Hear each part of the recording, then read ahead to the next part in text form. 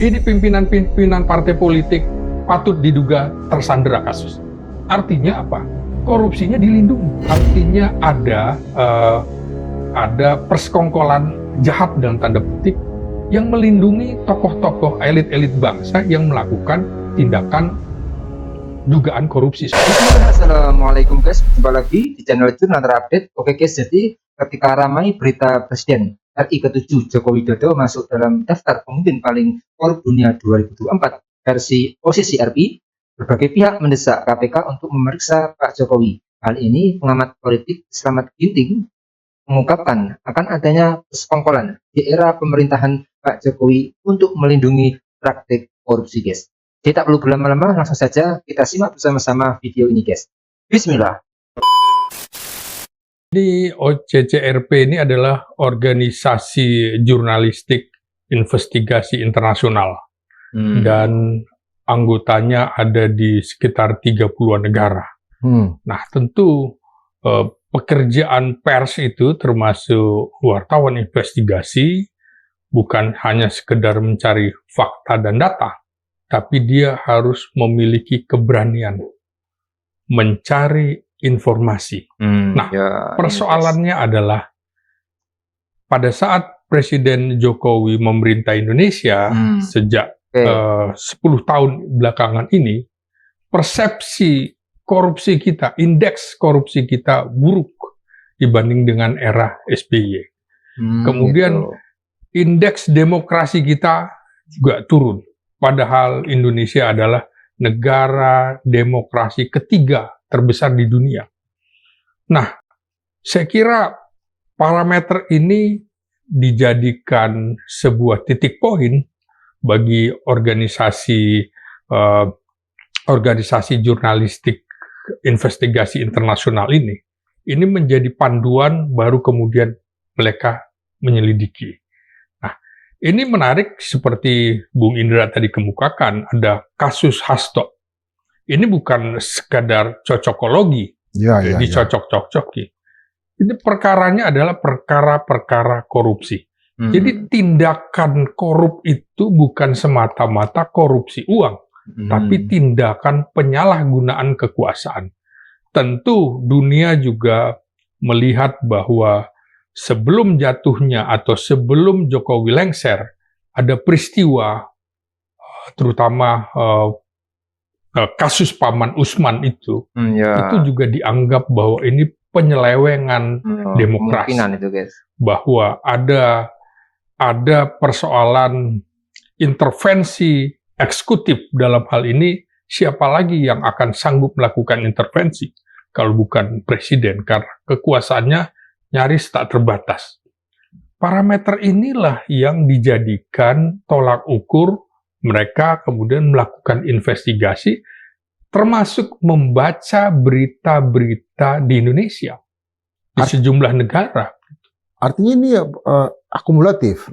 Selama ini kan selalu saja dikatakan bahwa apa yang dilakukan oleh katakanlah sejumlah menteri di era kabinet Pak Jokowi, jilid 1 dan jilid 2 yang jadi tersangka KPK, sejumlah anggota DPR dan segala macam, itu adalah di luar tanggung jawab atau di luar kewenangan presiden. Apakah itu menjadi akumulatif kemudian melekat dengan presiden sendiri? Ya, setidaknya ada 6 menteri di era kabinet Jokowi yang kemudian terjerat kasus korupsi.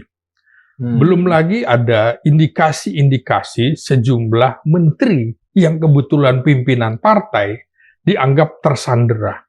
Kasusnya kan seperti yang dikemukakan oleh juru bicara Hasto misalnya. Akan ada menteri-menteri atau pejabat negara yang terindikasi korupsi, tapi kemudian tidak dijebloskan, tidak dijadikan tersangka. Nah ini juga menjadi catatan-catatan. Nah, memang tidak harus ada pembuktian lewat pengadilan. Sama dulu Pak Harto, Presiden Soeharto, dianggap juga korup pada waktu itu. Dan tidak harus lewat pengadilan. Namanya juga indeks persepsi gitu ya. Sama dengan Ferdinand Marcos. Ini juga pemimpin Suriah, tidak harus lewat pengadilan, tapi ini mengingatkan pada semua pihak bahwa lampu merah untuk Indonesia di bawah kepemimpinan Jokowi.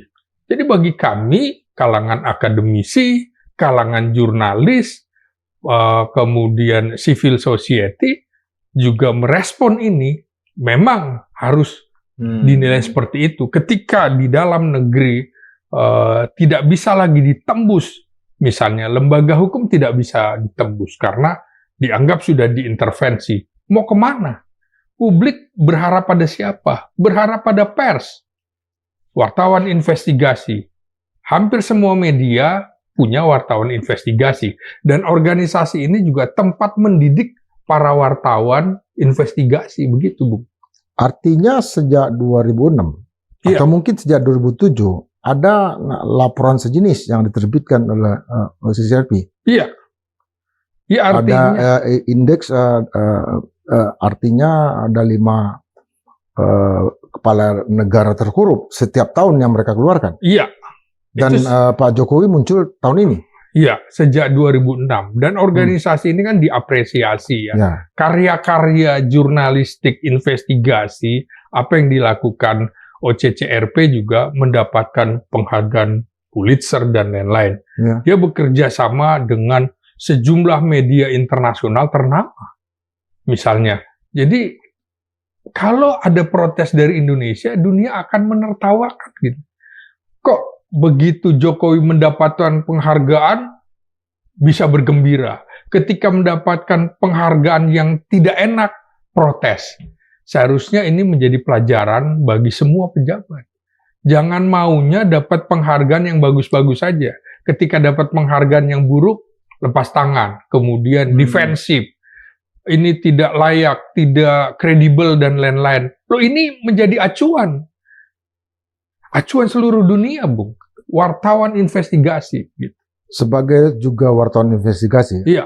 Menurut Abang kenapa baru tahun ini diterbitkan nama Pak Jokowi? Memang Jokowi itu terutama di periode kedua ini, Bung, kelihatan sekali, terlihat sekali potensi penyalahgunaan kekuasaan, termasuk bagaimana menempatkan anaknya, menempatkan menantunya, menempatkan anaknya juga sebagai wakil presiden. Ini dinilai tidak ada yang separah ini gitu loh di Asia, kecuali apalagi ini dia masih menjadi presiden. Tidak ada juga dalam sejarah Indonesia presiden yang menempatkan anaknya menjadi wakil presiden. Baru Jokowi ini saja. Boleh saya lebih detailkan bahwa periode kedua tahun terakhir. Iya. Kelihatan betul ya? Kelihatan betul. Periode kedua, tapi tahun terakhir ya? Iya. Menumpuk kekuasaan. Bung, bagaimana perpindahan, contoh kasus ya. Bagaimana Erlangga mendekat ke Partai Nasdem.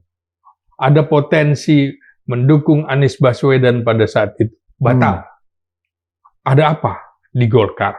Kemudian Erlangga dan Zulkifli Hasan mau merapat ke PDIP. Batal. Ada apa? Publik kemudian menerjemahkan bahwa ini pimpinan-pimpinan partai politik patut diduga tersandera kasus. Artinya apa? Korupsinya dilindungi. Ini yang kemudian dalam kasus Hasto juga begitu. Seharusnya peristiwa ini sudah terang benderang pada tahun 2020. Tapi baru 5 tahun kemudian. Artinya apa? Artinya ada kong kali kong, artinya ada persekongkolan jahat dalam tanda petik yang melindungi tokoh-tokoh elit-elit bangsa yang melakukan tindakan dugaan korupsi seperti itu. Ini dinilai bagaimana Indonesia yang katanya negara demokrasi terbesar ketiga di dunia, kok perilakunya seperti itu. Indonesia memperbaiki diri sejak era reformasi 98-99. Kok hasilnya tambah buruk? Ini adalah indeks persepsi korupsi paling buruk di Indonesia era Jokowi. Indeks persepsi korupsinya juga begitu. Dan ini ilmiah, Bung. Karena mereka mengacu juga mencari data ada sumber-sumbernya. Sumbernya juga ilmuwan, segala macam. Bukan semata-mata mengeluarkan data sembarangan. Data divalidasi, seperti itu. Bukan data main lempar begitu aja. Kasusnya dilihat, segala macam. Dari 5 nama itu, 2 kalau tidak salah itu sudah bukan lagi berada di dalam negeri saat mendapatkan suaka politik di negara lain. Jadi menurut saya ini juga laporan ini penting bagi Presiden Prabowo yang ingin korupsi juga diberantas habis dan dia akan menjadi panglima penindakan korupsi. Dan ini menurut saya juga Prabowo diuntungkan seperti juga diuntungkan kasus Hasto. Kasus Hasto akan mengeluarkan nama-nama itu bagus. Jadi tidak perlu pakai tangannya, pakai tangan lain, silahkan yang lain berantas. Kasus ini juga kan sama. Kasus yang dilakukan oleh aparat-aparat penegak hukum yang memberikan vonis hukuman terlalu ringan misalnya. Ini juga Indonesia akan disorot. Ini kalau Prabowo tidak melakukan tindakan dalam hal ini mengingatkan para penegak hukum, itu parah. Dalam kasus misalnya Harvey Muiz itu, jaksa juga terlalu ringan memberikan hukumannya, tuntutannya 12 tahun. Hakim bisa melakukannya hukuman sepertiga. Jadi 4,5 tahun juga bisa. Dia ambil tengah-tengah 6,5 tahun. Jaksanya juga mesti diperiksa nih, Bung. Walaupun dia akan menggugat lagi, seharusnya misalnya seumur hidup, sehingga hakim bisa mengambil jalan tengah atau yang terkecil seperti apa. Jadi bagaimana polisi, bagaimana jaksa, bagaimana hakim, ini menjadi nilai bahwa di pemerintahan Jokowi ini tidak bagus. Terakhir nih Bung, kasus Direktur Narkoba Polda Metro Jaya dicopot. Artinya ini sebuah gunung es yang kemungkinan yang lain juga melakukan hal sama. Ini barangkali orang bilang lagi apes aja. Kita betul-betul berada di dalam bahaya narkoba. Darurat korupsi gitu, Bung. Oke guys, jadi harapan rakyat kepada Presiden Pak Prabowo untuk segera merespon temuan posisi RP ini agar NKRI ini tidak buruk di mata dunia jika tidak direspon. Dan tidak mungkin akan berdampak negatif terhadap kekayaan investor asing karena mungkin hukum yang dinilai tumpul. KPK pun seharusnya proaktif merespon menindaklanjuti hasil temuan investigasi dari OCCRP dan tidak harus menunggu ada laporan terlebih dahulu karena berbagai pihak pun sudah mendesak KPK untuk memeriksa tudingan OCCRP kepada Pak Jokowi tersebut. Jadi mungkin itu guys yang bisa saya jelaskan untuk video kali ini. Bagaimana menurut kalian soal video ini? Tulis komentarnya di bawah ini ya guys. Saya izin pamit dulu. Assalamualaikum warahmatullahi wabarakatuh.